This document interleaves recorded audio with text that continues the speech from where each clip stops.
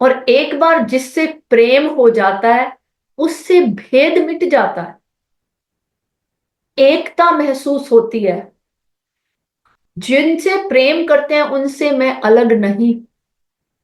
इसलिए जब रास लीला में भगवान कृष्ण अंतर ध्यान हो जाते हैं, तो गोपियां एकदम से व्याकुल हो जाती हैं। धरती से पूछती हैं, आकाश से पूछती, वृक्षों से पूछती हैं, लताओं पताओं से पूछती हैं कि हमारे कृष्ण कहाँ गए। ऐसे लगता है कि प्राण उनकी देह को छोड़कर चले गए। और विरह भक्ति में इतनी व्याकुल हो जाती हैं, इतना प्रेम अद्भुत है उनका, कि कुछ समय के बाद कृष्ण को ढूंढते ढूंढते तन्मय हो जाती, और उन्हें लगता है मैं ही कृष्ण हूं।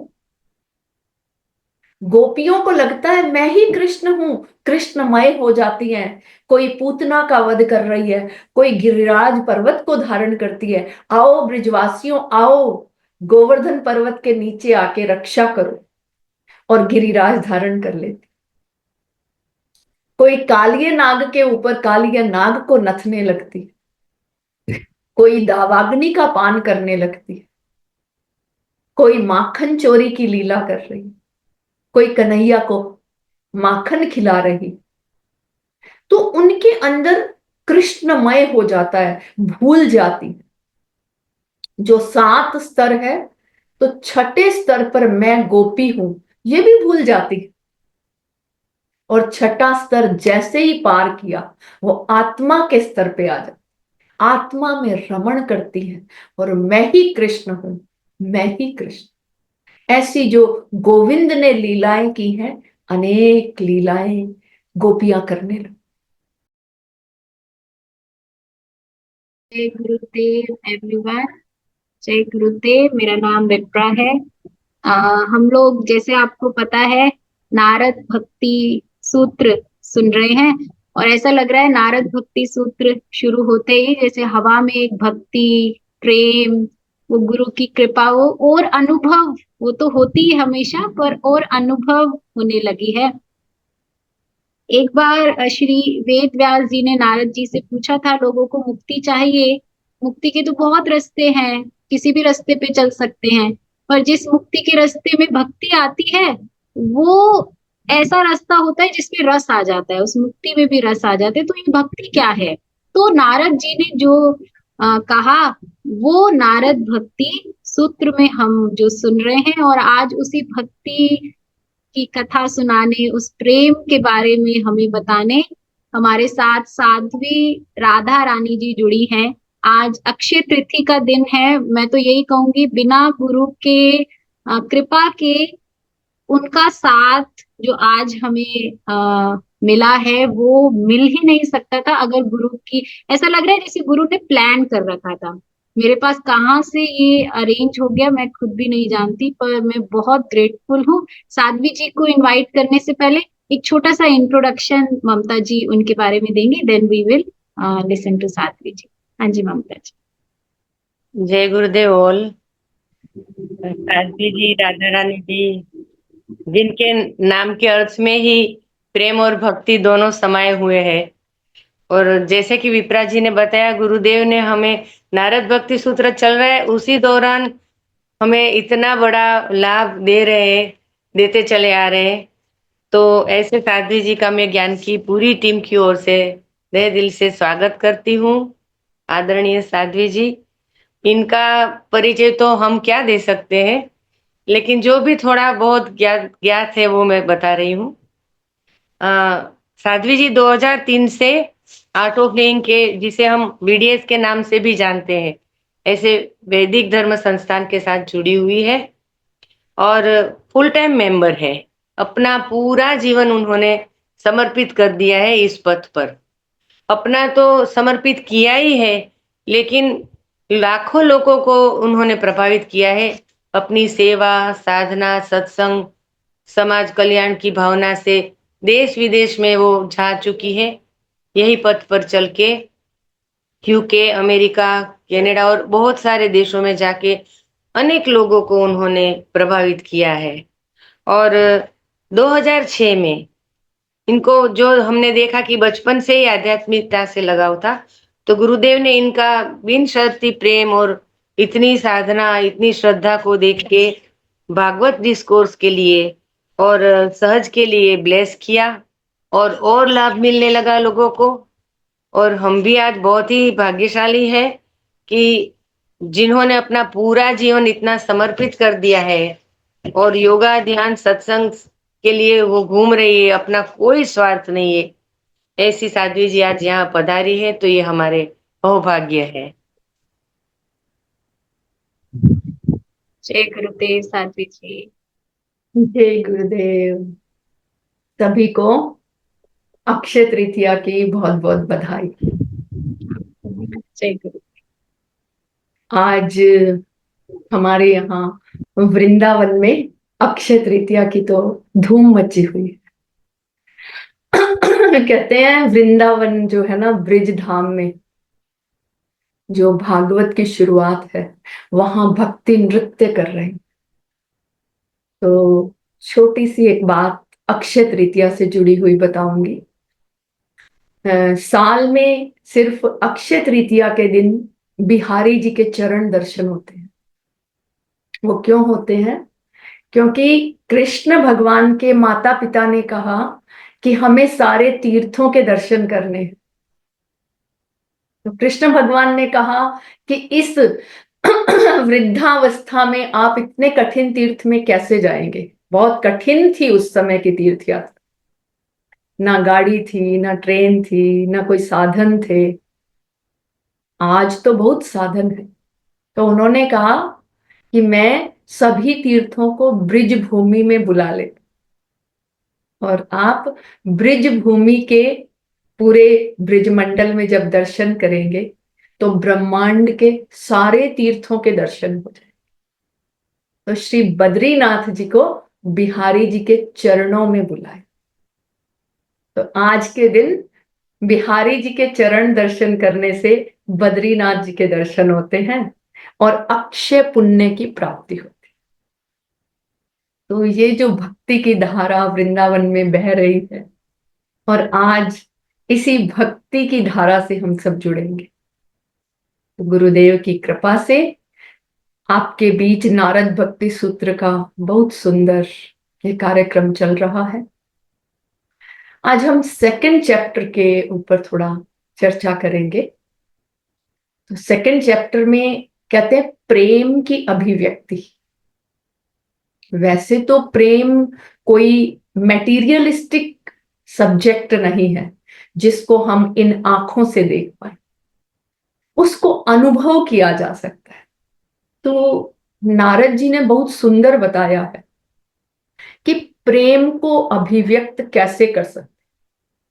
कहते हैं प्रेम की जो पराकाष्ठा है वो भक्ति है, और भक्ति की जो पराकाष्ठा है वो रस भक्ति, प्रेमा, परम प्रेम रूप की जो भक्ति जो यशोदा मैया ने बाल कृष्ण से की, जो ग्वाल बालों ने अपने सखा भगवान कृष्ण से, गोपाल जो बनकर के गैया चराने जाते थे उन ग्वाल बालों ने जो भक्ति की, जो गोपियों ने और राधा रानी ने भगवान कृष्ण से रसमयी और प्रेममयी भक्ति की, वो उन्होंने प्रेम को अभिव्यक्त किया प्रैक्टिकली। तो ये सारी बहुत विस्तार से भागवत में ये प्रेम की अभिव्यक्ति नारद जी सूत्रों के रूप में बताते, और भागवत में यह कथा के रूप में। गुरुदेव कहते हैं कि भक्ति जो है वो ठहराव में, स्थिरता में, वो भाग दौड़ में नहीं। वो दौड़ने भागने में, ये करना है, ये करना है, आज ये पूजा करनी है, कल वो परिक्रमा करनी है, दौड़ दौड़ कर कब तक दौड़ेंगे। तो जो ठहराव है, स्थिरता है, उसमें भक्ति है, उसमें मन और चेतना जो है भक्ति को अनुभव करता है। भक्ति विश्राम में उपलब्ध है। जब हम सब कार्यों से निवृत्त होकर के दुनियादारी के सब काम धंधे जो है ना, जब उससे मन को हटा के शांत भाव से बैठ, परंतु गुरुदेव कहते हैं शांत होकर के ध्यान में बैठते हैं तो पूरी दुनिया घूमती है। दुनियादारी के काम छोड़ के फिर मन करता है ये कर्म कांड करें, इस तरह की पूजा करें। तो ये सब हम क्यों करते हैं? या तो भय से करते हैं या तो लालच से करते हैं। भय यानी नहीं करेंगे तो हमें कोई सजा देगा, जो पुराणों में कहा गया है। हम ऐसे ऐसे नियमों का पालन नहीं करेंगे, लोक धर्म का पालन नहीं करेंगे तो नरक जाना। ऐसी महिमा बताई है, ऐसे विशेष दिनों में ऐसा पूजा करेंगे तो स्वर्ग की प्राप्ति। तो हम लोभ से, भय से, डर से जो हम भक्ति करते हैं, वो कैसी भक्ति है? वो स्वार्थ की भक्ति।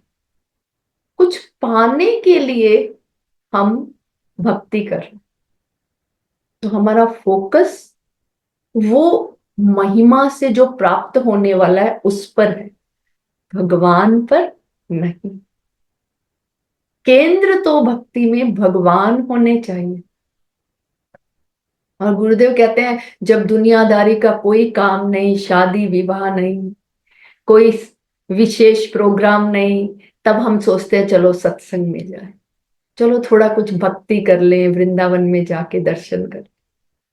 यानी हम भगवान को थर्ड क्लास टाइम देते और हम प्राप्त करना चाहते हैं उसका फल फर्स्ट क्लास।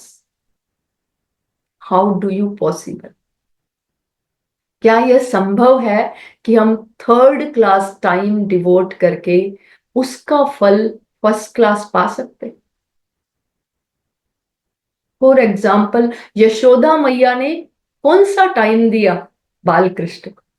अपना बेस्ट टाइम, क्वालिटी टाइम। उनके यहां हजारों दासियां थी, परंतु वो बाल कृष्ण अपने कन्हैया के लिए अपने हाथ से माखन चलाती, अपने हाथ से दूध बिलोती थी, अपने हाथ से वो पद्मगंधा गाय का दूध निकालती थी। तो ये देखने में कर्म है, परंतु मां यशोदा का ऐसा अद्भुत प्रेम था अपने कन्हैया के लिए कि नहीं, दासियों से नहीं, मैं स्वयं करूंगी। जहां हजारों दासियां हैं, वो ब्रिज की रानी है। तो वो प्रेम रूप से चिंतन करते हुए मेरे कन्हैया को ये अच्छा लगेगा, मेरे कन्हैया को ये अच्छा लगेगा, उठने से पहले माखन बिलो देती थी, माखन में मिश्री निकाल करके खिलाती। तो ये कैसी भक्ति है?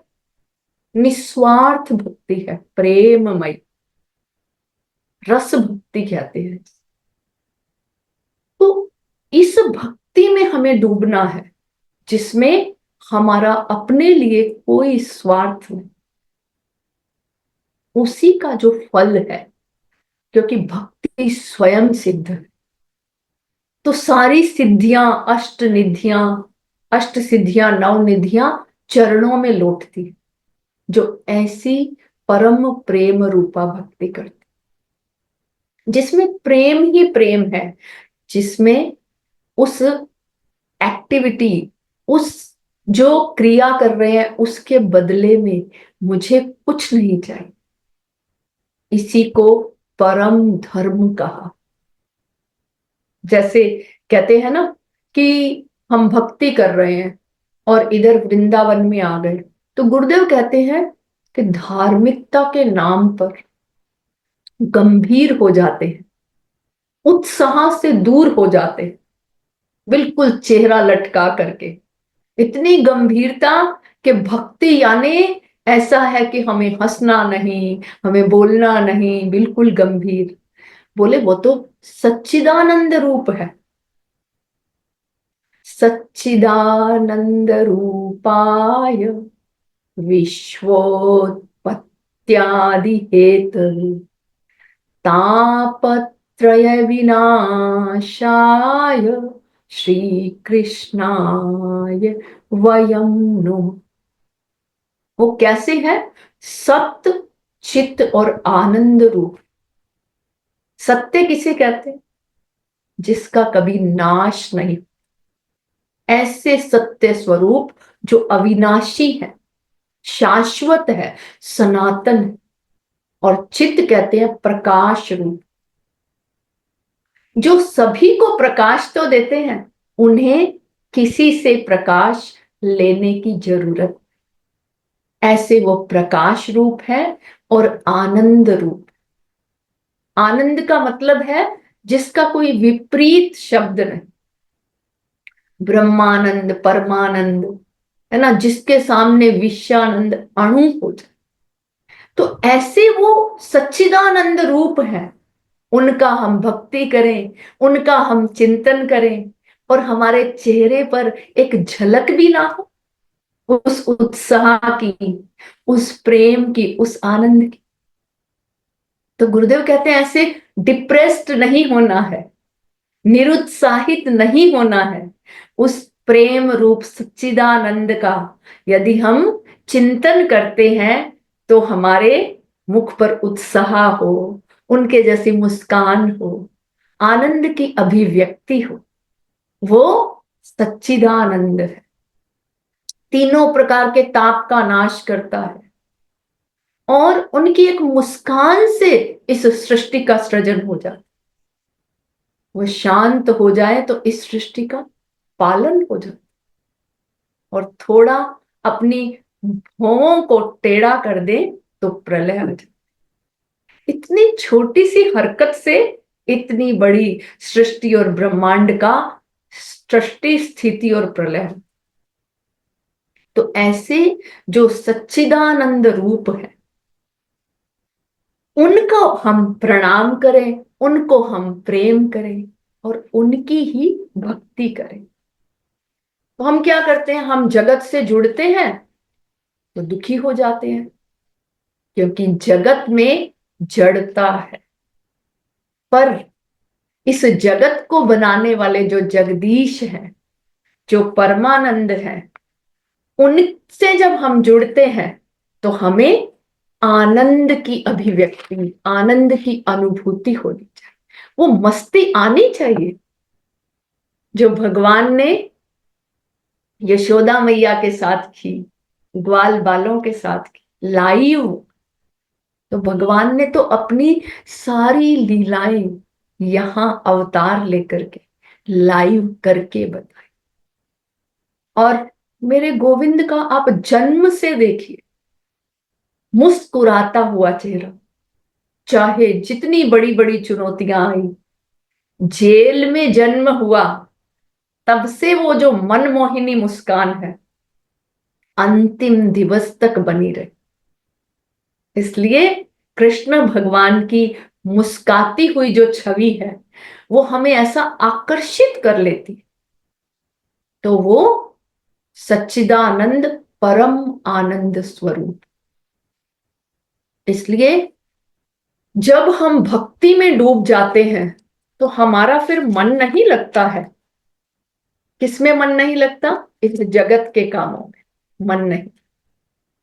गोपियों ने, ग्वाल बालों ने जिस दिन से कन्हैया ब्रिज भूमि छोड़ के मथुरा गए और बोले मैं परसों आ जाऊंगा, तो उस दिन से जगत का कोई काम नहीं किया।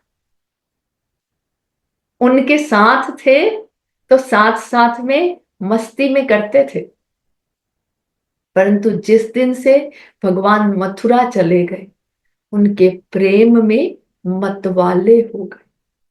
इसलिए कहते हैं अनन्याश्रयाणाम त्याग अनन्यता। कहते हैं कि अन्य आश्रयों का त्याग कर देना वही अनन्यता। तो ये ब्रिज की भक्ति में साक्षात जब स्वयं भगवान आए ये अनन्यता दिखाई देती। यशोदा मैया को अपने कन्हैया के अलावा किसी और से मतलब। जिस दिन से कन्हैया छोड़ गए अहरनिश पलने के पास बैठी हैं, उनका नाम रटती। और जिस दिन उद्धव जी आए तो उन्होंने प्रणाम किया, तो यशोदा मैया बोल रही है चुप, शांत हो जाओ, मेरा कन्हैया सो रहा है, मैंने बहुत मुश्किल से उसे सुलाया। कभी माखन मांग रहे हैं, कभी चंदा मामा मांग रहे हैं, कभी बहू मांग रहे हैं।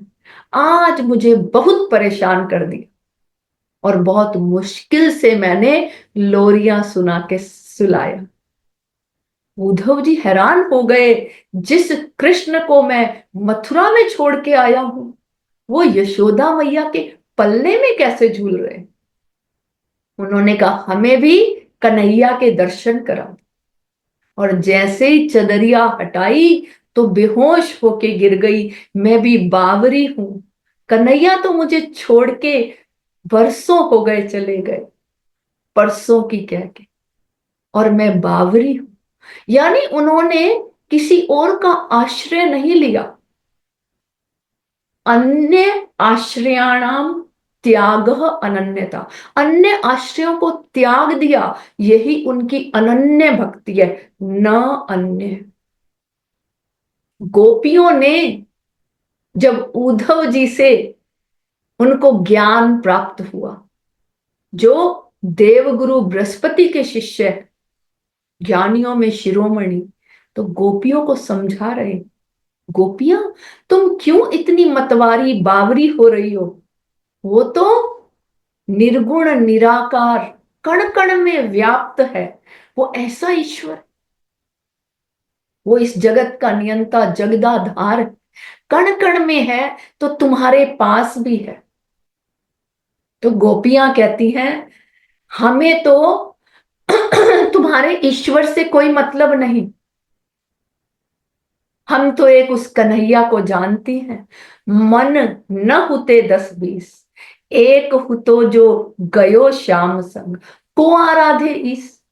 हमारे पास तो एक ही मन था, एक ही आश्रय था, और वो तो कन्हैया के साथ चला गया।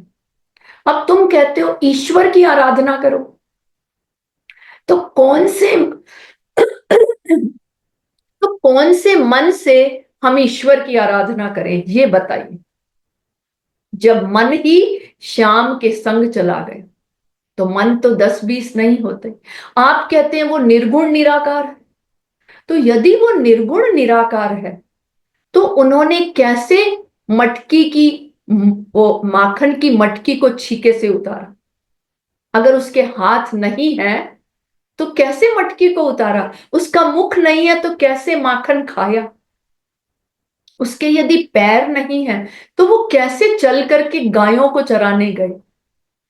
तो तुम तो सखा श्याम सुंदर के योग ध्यान के ईश, बोले आप तो योग सिखाने वाले हैं, ध्यान सिखाने वाले, परंतु हमें तो वो कृष्ण भगवान के अलावा कुछ काम नहीं। आठों याम हम कृष्ण रस में डूबी रहती, हमें उनके अलावा किसी से कोई काम नहीं। यानी श्याम के ही रंग में रंगी, वो किसी निराकार निर्गुण पर ब्रह्म को नहीं जानती। वो उद्धव जी को बता रही है देखो यहां ये लीला की, यहां ये लीला की, क्योंकि उन्होंने परब्रह्म परमात्मा को साक्षात लीला करते हुए, तो इसलिए अन्य आश्रय उन्होंने ग्रहण नहीं किया, इसलिए वो अनन्य भक्ति की, बाकी सारे आश्रयों का त्याग कर दिया। अनन्याश्चिंतयन्तो माम ये जना पर्युपास्ते तेषाम नित्य अभियुक्ता नाम योगक्षेमम वहा। गोपियों ने अनन्य प्रेम अनन्य भक्ति की है, कृष्ण के अतिरिक्त और कोई अन्य उनके जीवन में नहीं। तो ये साक्षात गोपियों की जो कृष्ण भक्ति है अनन्यता का प्रतीक है। और हम जगत में क्या करते हैं, हम लक्ष्य को ही साधन बना देते हैं। जो लक्ष्य जो प्राप्त करना है उसको साधन मान लेते हैं। भगवान की भक्ति जो है भगवान की प्राप्ति के लिए, परंतु हम भगवान की भक्ति जगत की वस्तुओं की प्राप्ति के लिए करते, यानी हम भगवान को सेकेंडरी कर देते हैं और अपने जगत की वस्तुओं को, जगत के कोई कैरियर को, उसको हम प्रधानता देते, आश्रय को प्रधानता ना देके जो आश्रित है हम अपने आश्रित जो व्यक्ति है उसको प्रधान बना देते। तो ये कहते हैं कि गलत दिशा में हम कदम उठा रहे हैं। यदि हम पहला कदम ही गलत उठाएंगे तो हम गलत दिशा में चले जाएंगे, हम सही दिशा में नहीं जा रहे। हम भगवान की भक्ति भी कर रहे हैं और अपनी जगत की समस्या का समाधान मांग रहे हैं। भगवान की भक्ति से उनको मांगे जो पूर्ण समाधान का लक्ष्य है। तो हम भक्ति करते हुए भटक जाते हैं और इस नाशवान जगत को प्राप्त करना चाहते, ये परम धर्म नहीं है। अगला सूत्र कहते हैं तस्मिन अनन्यता तद विरोधिषु उदासीन। तस्मिन अनन्यता, उनके प्रति इतनी अनन्यता हो, इस तरह से सोचने से प्रेम हो नहीं सकता यदि हमारा केंद्र भगवान नहीं, हमारा केंद्र यदि जगत और जगत की नाशवान वस्तुएं, जगत की छोटी छोटी समस्याएं यदि केंद्रित करके भक्ति करते हैं तो हम अनन्यता से दूर हो जाते। और अनन्यता से दूर होना ये उदासीनता की ओर चलना, ये विरोधी है, ये भक्ति के विरोध में, इसलिए हम जीवन में उदासीन रहते हैं। यदि उदासीनता से हमें मुक्त होना है तो हमें प्रेम और रस रूपी निस्वार्थ भक्ति गोविंद के प्रति करनी चाहिए, जो अनेकों ने किया है।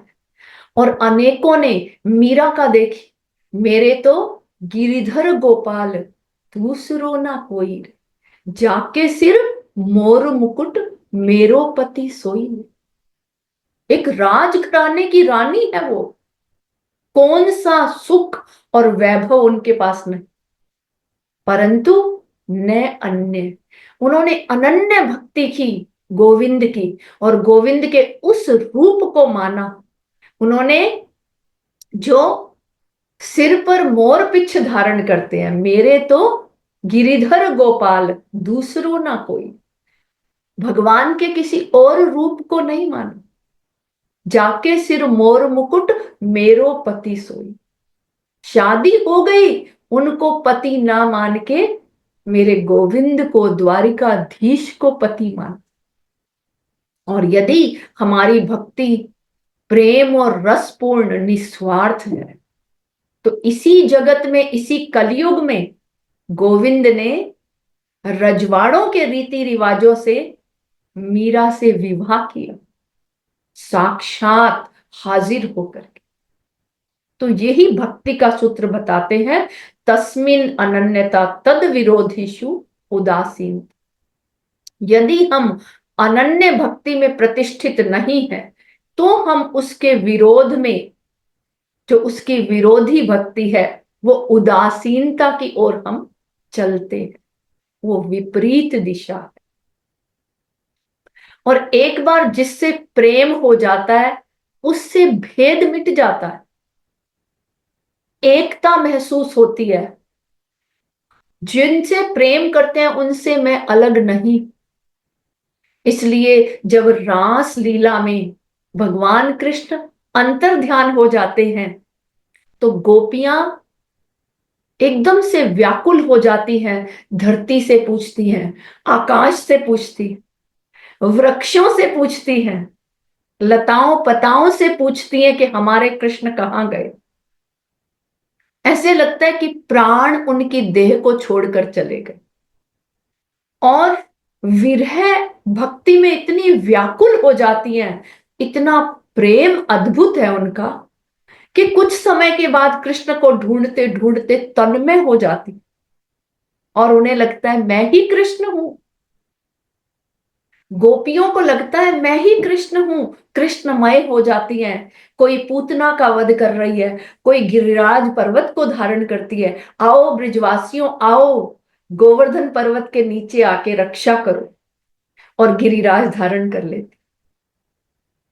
कोई कालिय नाग के ऊपर कालिय नाग को नथने लगती, कोई दावाग्नि का पान करने लगती, कोई माखन चोरी की लीला कर रही, कोई कन्हैया को माखन खिला रही।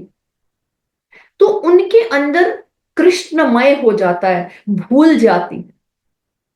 जो 7 स्तर है, तो छठे स्तर पर मैं गोपी हूं ये भी भूल जाती। और छठा स्तर जैसे ही पार किया, वो आत्मा के स्तर पे आ जाती, आत्मा में रमण करती है, और मैं ही कृष्ण हूं, मैं ही कृष्ण। ऐसी जो गोविंद ने लीलाएं की हैं, अनेक लीलाएं गोपियां करने लगी। अब राजा परीक्षित कहते हैं ये क्या हो रहा है? सुखदेव जी कहते हैं राजन, ये हो रहा है, ये प्रेम की स्थिति है। इन्होंने गोविंद से पूर्ण प्रेम किया है। उन्होंने 99% नहीं किया, 100% प्रेम किया। इसलिए वो भूल गई मैं कौन। वो कृष्ण प्रेम में इतनी रम गई, इसलिए कहते हैं ना, आत्मा रामो भवति, आत्मा में रमण करो। आत्मा जो है वही परमात्मा, आत्मा और परमात्मा में कोई अंतर नहीं। जब गोपियां आत्म स्तर पर आ जाती हैं तो कृष्णमय हो जाती। फिर उन्होंने देखा राधा रानी भी भटक रही। उन्होंने पूछा आपको भी छोड़ गए? बोले जो रोग तुम्हें लगा था वो रोग मुझे भी लग गए। तुमने थोड़ा अभिमान किया और मैंने मान किया प्रेम से। क्यों? क्योंकि यदि मैं कृष्ण के साथ रहती हूं तो वो तुम्हें सुलभ नहीं होंगे। अब वो राधा रानी के साथ हा कृष्ण करते हो कि यदि हमें इसी तरह से तड़फाना था तो हमें क्यों बचाया दावाग्नि का पान करके? हमें कालिय नाग से क्यों हमारी रक्षा की? गोवर्धन पर्वत उठा करके हमारी रक्षा क्यों की? देवराज इंद्र के कोप से प्रलय हो जाती तो हम भी विनाश में चले जाते, हम भी मुक्त हो जाते। और अब आप अंतर्ध्यान हो गए। तब उन्होंने यमुना किनारे बैठ करके गोपी गीत गाया कि जो ब्रज वैकुंठ से भी सुंदर है, जहां लक्ष्मी जी भी आने के लिए लालायित होती, ऐसे ब्रिज में हमको एकांत में छोड़ के चले गए। और जो प्रेम से वो गोपी गीत गाती, तव कथामृतम तप्त जीवनम कविभिरीडितम कल्मषापहम्। हे गोविंद, आपकी जो कथा रूपी अमृत है, आपकी कथामृत, वो सारे पापों को धो देती है। अनेक कवियों ने, अनेक संतों ने, ऋषि मुनियों ने गाया। तो आपकी ये कथा, आपकी ये भक्ति हमें इस रोग से मुक्त क्यों नहीं करती? आपका दर्शन क्यों नहीं कराती? और गोविंद तुरंत प्रकट हो जाते। गोपियों की ऐसी व्याकुलता की स्थिति, ऐसा प्रेम रूपी विरह भक्ति देख उन्हीं के बीच होते हैं, प्रकट हो जाते हैं, और उनके साथ महारास की लीला करते। हर गोपी के साथ एक कृष्ण। क्यों? क्योंकि उनका प्रेम जो है वो निस्वार्थ, वो एक हो गई है, तल्लीन हो गई, अलगाव नहीं। प्रेम जो है ना वो एकता महसूस करता है। अलगाव है यानी अहंकार। अहंकार हमें दूर करता है। मैं भक्त हूं, वो भगवान। ये जो है, ये भक्त और भगवान का जो अ, संबंध है, ये दूरी लाता है। और मैं भगवान की गोपी हूं, वो मेरे प्रेमी है और मैं प्रेममयी गोपी हूं। तो प्रेम एक कर देता है, अनन्य कर देता है, न अन्य। ये प्रेम और रस भक्ति है। और उन्होंने, गोपियों ने कृष्ण को पाने के लिए कृष्ण को नहीं पूजा, उन्होंने कृष्ण को प्राप्त करने के लिए मां कात्यायनी की पूजा की। उन्होंने अपने लक्ष्य को साधन नहीं बनाया। कार्तिक मास में गोपियां नित्य ब्रह्म मुहूर्त में यमुना स्नान करती है और यमुना स्नान करके मां कात्यायनी की पूजा करती है कि कात्यायनी महामाये महायोगिन्नधीश्वरी नंद गोप सुतम देवी पति में कुरुते नंद। के जो नंद गोप के पुत्र हैं, उनको पति रूप में हम प्राप्त करना चाहती हैं। हे मां कात्यायनी, आप आशीर्वाद दें, आप कृपा करें कि वो हमें पति रूप में प्राप्त हो। तो मां कात्यायनी के आशीर्वाद से कृष्ण भगवान ने उनके साथ रास लीला की। उन्हें हर गोपी को पति रूप में प्राप्त। कितनी अद्भुत लीला है। क्यों? क्योंकि हर आत्मा का पति परमात्मा है। इसी को हर जीव जन्मों से ढूंढ रहा। इस प्रेम की तलाश हर जीव को है। जीवन में सब कुछ मिले और प्रेम ना मिले तो सब कुछ नीरस सूखा लगता। सब कुछ होते हुए कुछ अच्छा नहीं लगता। यदि जीवन में प्रेम प्राप्त हो जाए और कुछ साधन नहीं, कोई वैभव नहीं, तब भी जीव संतुष्ट और तृप्त और मस्त रहता। तो ब्रिजवासियों को और गोपियों को भगवान इसी तरह से प्राप्त। आज भी ब्रिज भूमि में मैं देखती हूं कुछ लोगों को बहुत अच्छी नौकरी मिलती है तो कहते हैं, अरे अपनी राधा रानी को, अपने कृष्ण भगवान को छोड़कर हम ब्रिज से बाहर चले गए। लोग तो ब्रिज में आते। कोई परेशानी ब्रिजवासियों के जीवन में आती है तो कोई उन्हें कहते हैं, जाओ मंदिर में जाके राधा रानी से, भगवान कृष्ण से प्रार्थना करो। तो ब्रिजवासी कहते हैं, ये छोटी छोटी वस्तुओं के लिए, इन छोटी छोटी समस्याओं के लिए हम उनके पास जाएं। उनके पास तो भक्ति के लिए जाना चाहिए। उनसे हम प्रेम करें, उनकी प्रेम में हमें याद आए तो मंदिर जाएं।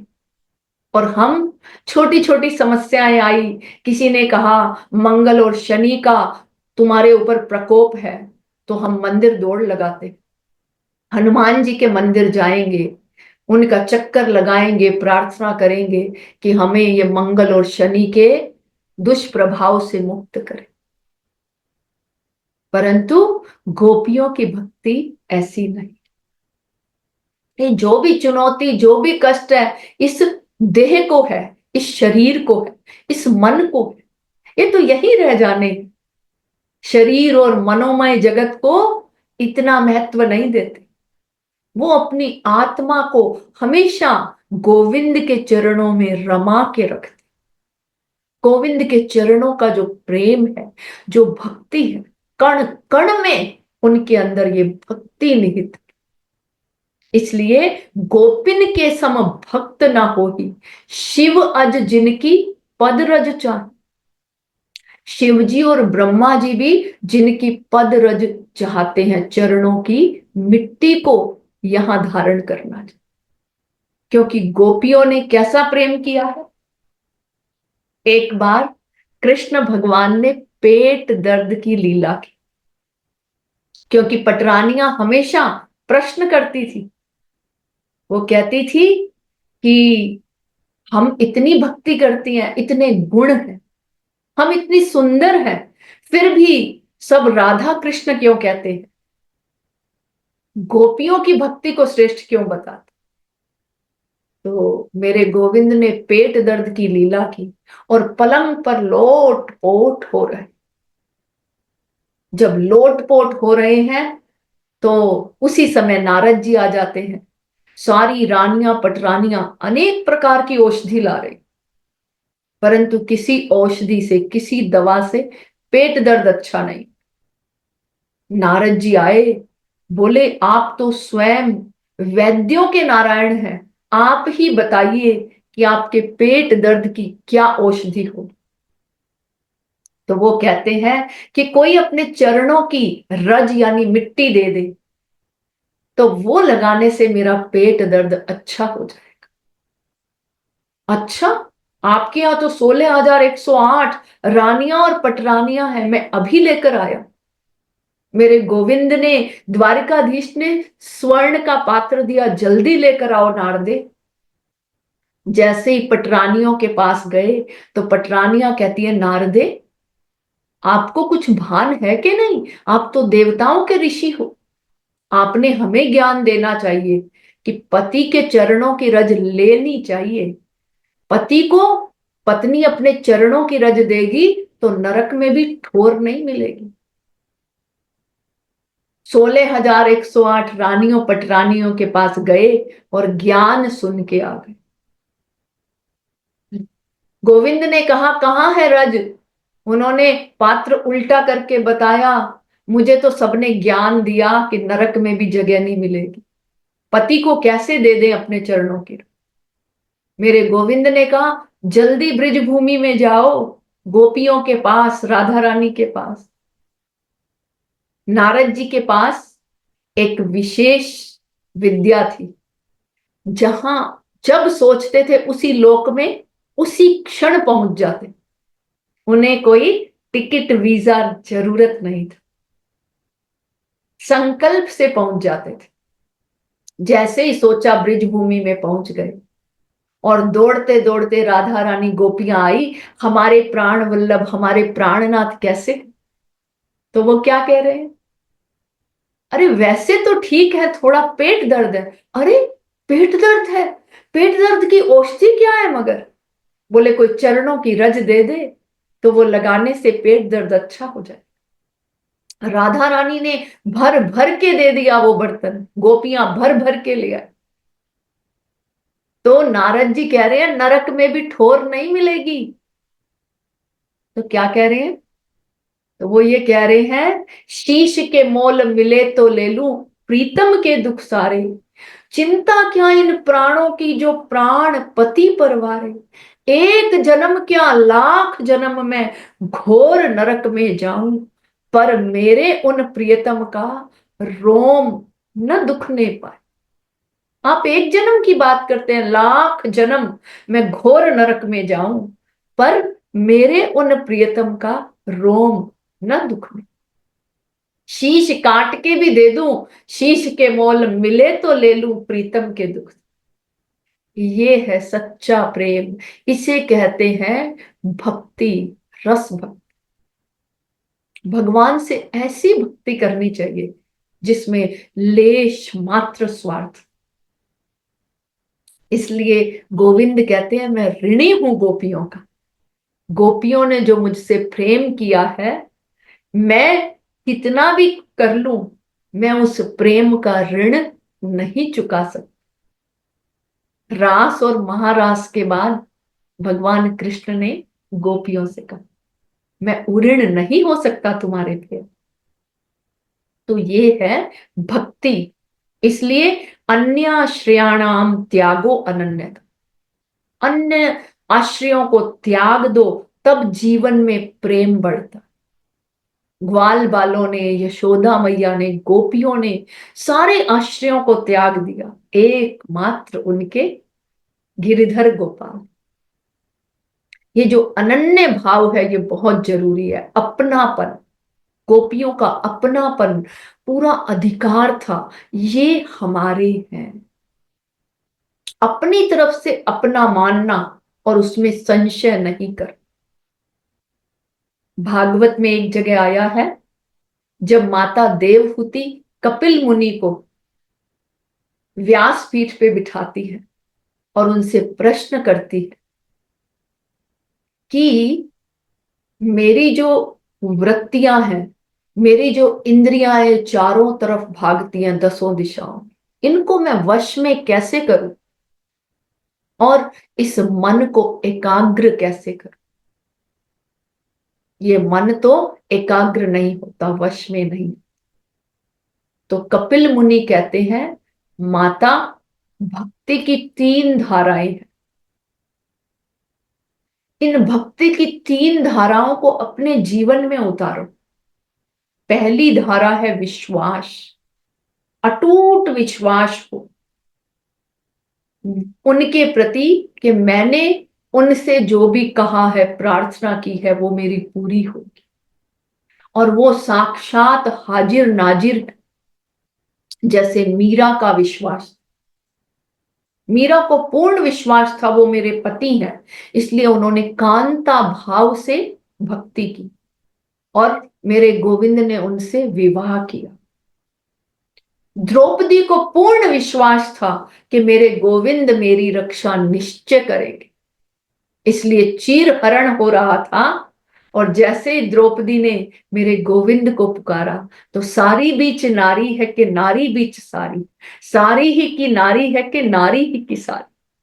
वो सारी और नारी में कोई अंतर नहीं। और दुशासन तो कैसा वीर था, साड़ी खींचते खींचते हार गया, परंतु विवस्त्र नहीं कर। ऐसा विश्वास होना चाहिए। तो भक्ति की पहली धारा है विश्वास और दूसरी धारा है संबंध। गुरुदेव ने भी बताया है कि भगवान के प्रति संबंध बना लो। ये मेरे सखा हैं, ये मेरे पुत्र हैं, मैं इनका दास हूं, वो मेरे स्वामी, ये मेरे पति है और मैं इनकी कांत हूं, मीरा की तरह, गोपियों की तरह। और ये मेरे इष्ट है, सर्वे सर्वा। तो कोई भी संबंध भगवान से जोड़ लो। और तीसरा है समर्पण। अनन्यता और समर्पण एक ही सिक्के के 2 पहलू, न अन्य। जैसे एक बार लड़की की शादी हो गई, उसके बाद बैरिस्टर आ जाए या मिनिस्टर, लड़की को कोई मतलब नहीं। वो अपने पति के प्रति शरणागत होती है, समर्पित होती है। सम्मान सभी का करती है, जेठ, देवर, सास, ससुर, जो भी सगे संबंधी, परंतु वो निष्ठा पति के प्रति निभाती। इसी तरह एक जब इष्ट बना लिए अपने, तो उसके बाद कोई अन्य नहीं, इष्ट के प्रति एक निष्ठ हो जाए। ये गोपियों की अनन्य एक निष्ठ भक्ति थी।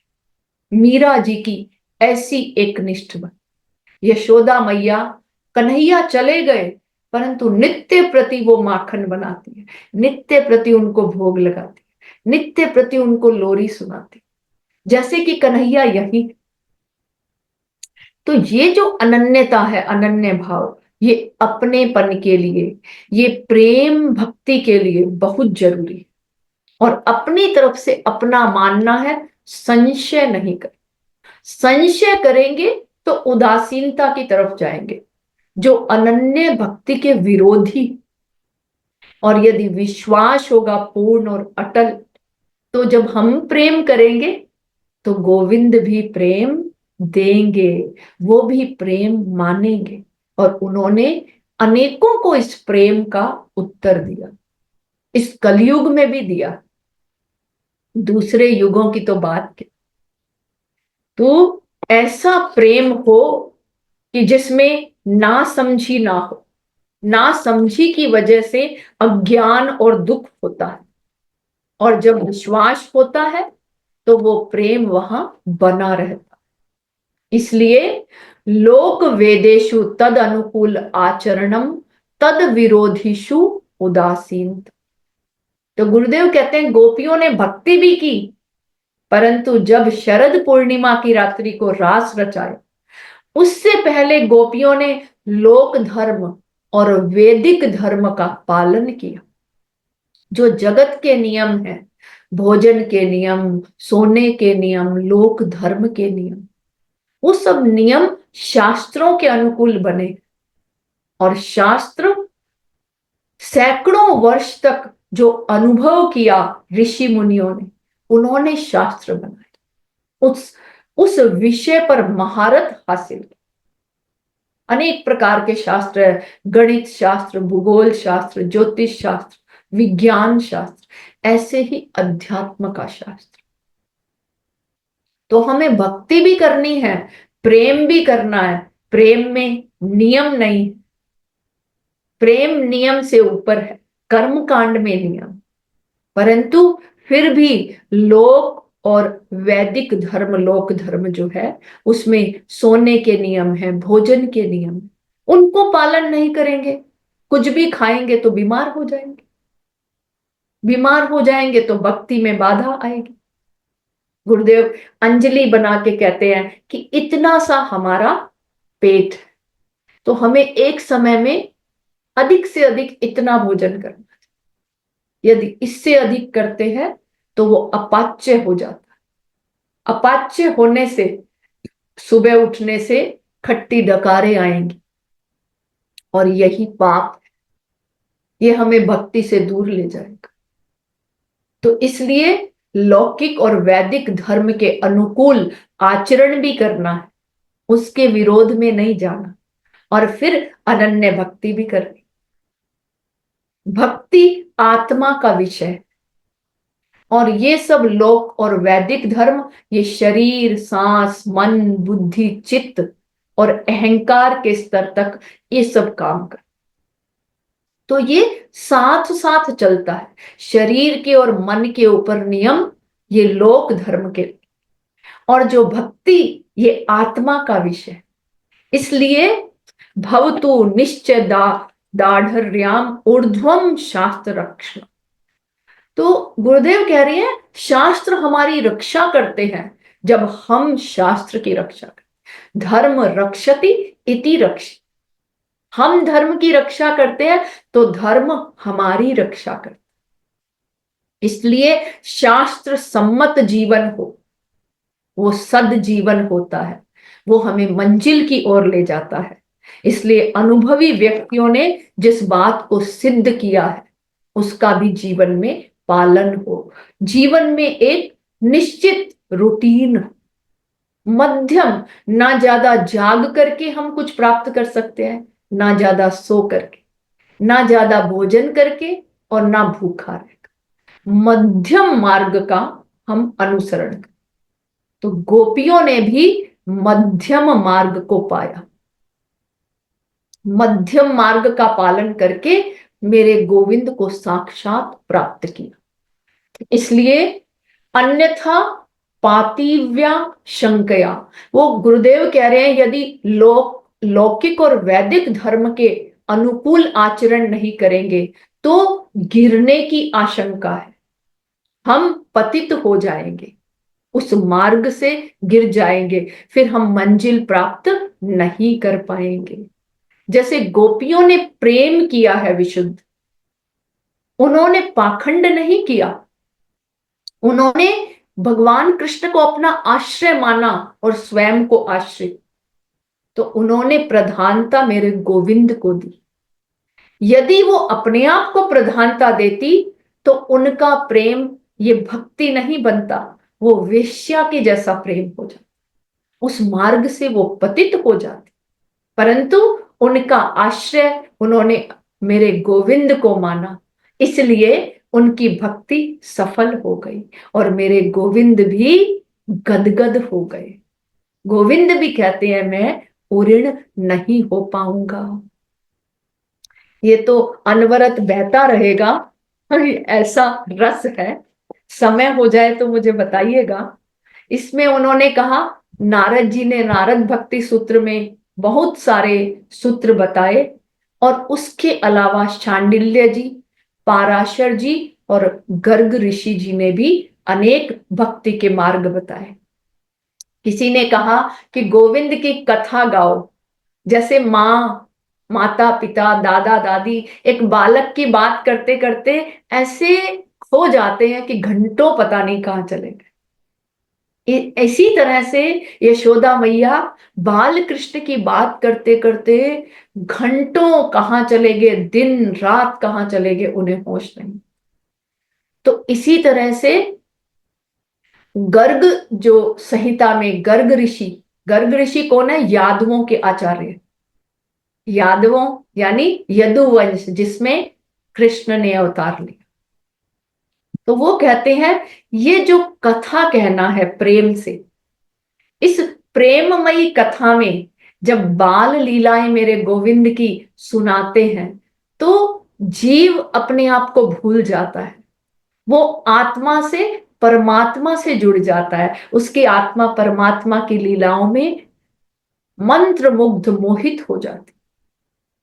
तो एक भक्ति का रूप है कथा का रूप, और एक रूप जो शांडिल्य जी कहते हैं पूजा से भी हम कृतज्ञता ऑफर करते हैं।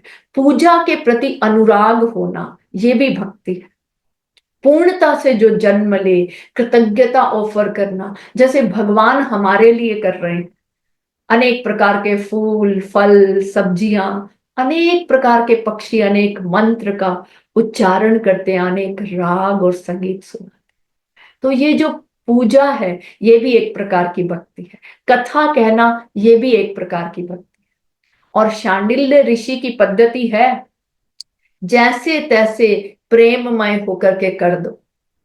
तो वैदिक लोग कहते हैं ये शांडिल्य तंत्र है, जैसे तैसे कर दो और उसके रिजल्ट को प्राप्त करो। वो उस विधि विधान से तो नहीं किया, परंतु हम मंजिल पर पहुंच गए, हमने वास्तविकता को प्राप्त कर लिया। तो शांडिल्य जी ने भी अपना तंत्र जो बताया ये भी एक भक्ति का तरीका है, और विशेष रूप से नारद जी ने तो बताया ही। तो भक्ति अनेक प्रकार की है, सबसे ऊपर है निस्वार्थ परम प्रेम रूपा, और इसका जो डिटेल वर्जन है वो श्रीमद् भागवत महापुराण में आता है। तो नारद भक्ति सूत्र में यही संक्षिप्त हम चर्चा करें, मुझे लगता है समय हो गया है। साध्वी जी बहुत ही सुंदर आपने ये सुनते सुनते, अभी तो मैं शब्दों में नहीं बता पाऊंगी, पर सुनते सुनते ऐसे ना वो चेतना से ऐसे गूज बम्स निकल रहे थे जब आप वो भक्ति की बात कर रहे थे, वो भी गोपियों की भक्ति की बात, कि उसमें वो भक्ति है, वो प्रेम है, नहीं तो वो वैश्या की तरह कहलाती और आज वो कैसे कहला रहे हैं। तो इतना सुंदर आपने उसका व्याख्यान किया ना कि वो व्यापार जो भक्ति में चल रहा था वो ड्रॉप हो गया, कि सच में क्या मांग रहे हैं हम, मेरा ये ठीक कर दो, मेरा वो ठीक कर दो, मांगनी है तो भक्ति मांगो। गुरु साक्षात आए हैं, भगवान साक्षात आए हैं, तो बस उन्हीं को मांग लो। बहुत सुंदर, बहुत ही सुंदर। साध्वी जी एक दो प्रश्न, संतोष जी आपका प्रश्न है। हाँ जी, जय गुरुदेव। मुझे पूछना था कि यहाँ पे एक बात हुई है कि प्राथमिकता मतलब पहला स्टेप आपका सही हो तो बाकी स्टेप आपके उसके पीछे पीछे जाते हैं, तो हमारा पहला स्टेप क्या होना चाहिए और कैसे पता चले कि वो सही है? जैसे इसमें नारद भक्ति सूत्र में थोड़ा सूत्र के रूप में शॉर्टकट बताया है, इसी को सरल भाषा में और विस्तार में भागवत में कहा है। और सबसे पहले जो है कहते हैं श्रवणम, सुनना चाहिए। तो गुरुदेव की वीडियो भी मुझे लगता है आप नारद भक्ति सूत्र में 5-10 मिनट चलाएं। गुरुदेव जो समझाते हैं, कहते हैं ना जो सिद्ध गुरु होते हैं, सिद्ध संत होते हैं, उनकी वाणी से कुछ शब्द निकलेंगे और वो शक्तिपात होता है, वो हमें सही मार्गदर्शन कर। तो सबसे पहली भक्ति है सुनना। तो जो संत हैं, जो सिद्ध पुरुष हैं, जो सद्गुरु हैं, उनके मुख से श्रवण करना ना, सुनना सबसे पहली भक्ति है।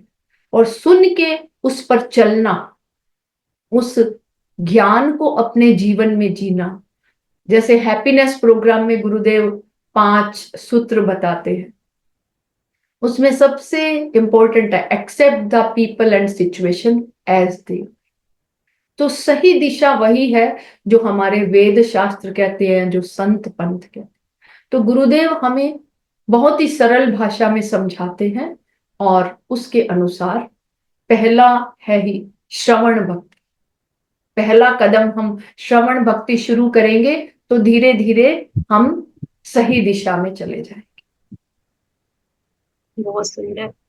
साध्वी जी, हम जैसे 1 वीक में एक दिन गुरुदेव का जैसे चैप्टर सेकंड सुना, फिर हम पढ़ते हैं, और फिर एक दिन वीक में हम ऐसे सीनियर फैकल्टी को बुलाते हैं जिनसे उनका भी श्रवण कर लेते हैं कि वो एक्सपीरियंस जी रहे हैं उस नॉलेज को, तो वो बिल्कुल हमारे लेवल पे हमें समझ आ जाता है और अच्छे से फिर हम नेक्स्ट चैप्टर पे जाते हैं। ऐसे हम बहुत कर रहे हैं। बहुत साध्वी जी, एक प्रश्न मेरे को थोड़ा वो करता है कि ये भक्ति मार्ग और ज्ञान मार्ग, क्या ये दोनों अलग मार्ग हैं?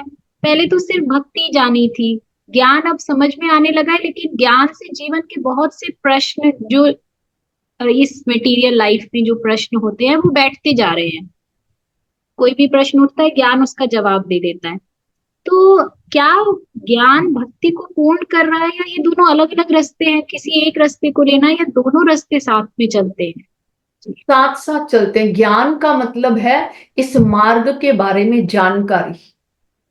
भक्ति जो है वो रसपूर्ण है, जो हमें पसंद आता है, हमारे मन को, हमारे दिल को, है ना। भगवान से हम अनेक प्रकार से भक्ति कर सकते हैं, उनको बालक मान के। तो ये सारे इमोशंस हमारे अंदर है। जगत में भी हम माँ बन के एक बच्चे को प्यार करते हैं, पत्नी बन करके प्यार करते हैं, पति बन के प्यार करते हैं, है ना। बालक बन करके प्यार लेते हैं हम। फिर हम फ्रेंड्स के साथ मित्रवत प्यार करते हैं। और एक सखी भक्ति है जिसमें सारे भावों का सम्मिश्रण है। तो भक्ति जो है वो रस से भरी हुई है, जो हमें पसंद आए, और इसके बारे में नॉलेज होना वो ज्ञान है। जैसे रसगुल्ला खाने में बहुत टेस्टी है, परंतु उसके बारे में यदि ज्ञान ही नहीं है तो हम उस स्वादिष्ट रसगुल्ले को प्राप्त करने के लिए कोई एफर्ट ही नहीं डालेंगे। तो भगवान के प्रति जो ज्ञान है वो ज्ञान मार्ग से हमें पता लगता है, और भक्ति मार्ग से हम उसे प्राप्त करना चाहते हैं सहजता से, प्रेम से। भक्ति का मार्ग सरल है, उसमें प्रेम करना है, और वो प्रेम हमने जगत में किया है अनेक रिश्तों में। बचपन में माता पिता से किया है, थोड़े बड़े हुए खिलौनों से किया है, थोड़े बड़े हुए तो अपने फ्रेंड्स से किया है, उसके बाद बड़े हुए तो पति पत्नी का प्रेम, फिर अपने बच्चों से प्रेम किया, दादा दादी बन के ग्रैंड चिल्ड्रन से। तो इस प्रेम को हमने अनुभव किया है, और जब ये प्रेम विशुद्ध हो जाता है वो भक्ति में परिणित हो जाता है, जिसमें स्वार्थ नहीं। और ये साथ साथ चलते हैं। जैसे भागवत में तो शुरुआत ही यहीं से है। भक्ति महारानी जो है उनके 2 पुत्र हैं, ज्ञान और वैराग्य। तो वृंदावन में वो वृद्ध हो जाते हैं, बूढ़े हो जाते हैं, क्योंकि भक्ति सबको पसंद आती है कलयुग। तो कभी भागवत पर करेंगे चर्चा। तो भक्ति विशेष है, ज्ञान कर्म योग उसमें रस नहीं है, परंतु उससे रस की प्राप्ति है।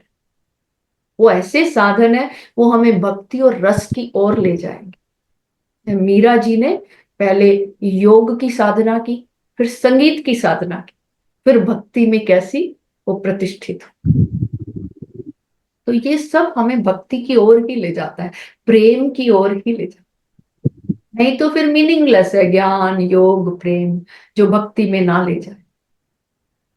बहुत सुंदर, ये बहुत सुंदर, साधन है हमें भक्ति की ओर ले जाने के। बहुत सुंदर। Thank you so much Sadhvi जी।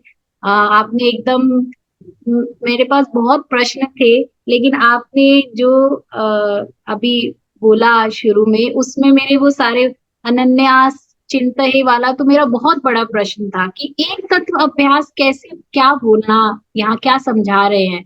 पर आपने वो पूरा मर्ज कर दिया। मुझे बहुत बार ऐसे लगता है जैसे अ, गुरुदेव को ना शायद हमारे सारे प्रश्न पता है, और वो जब यहाँ आपके आपके रूप में वो ही बैठे हैं, हम तो यही मानते हैं हर बार कि वो बैठते हैं तो उनको वो सब प्रश्न पता है, वो पहले ही जवाब दे देते हैं उसके। So I'm immensely grateful to have you here today.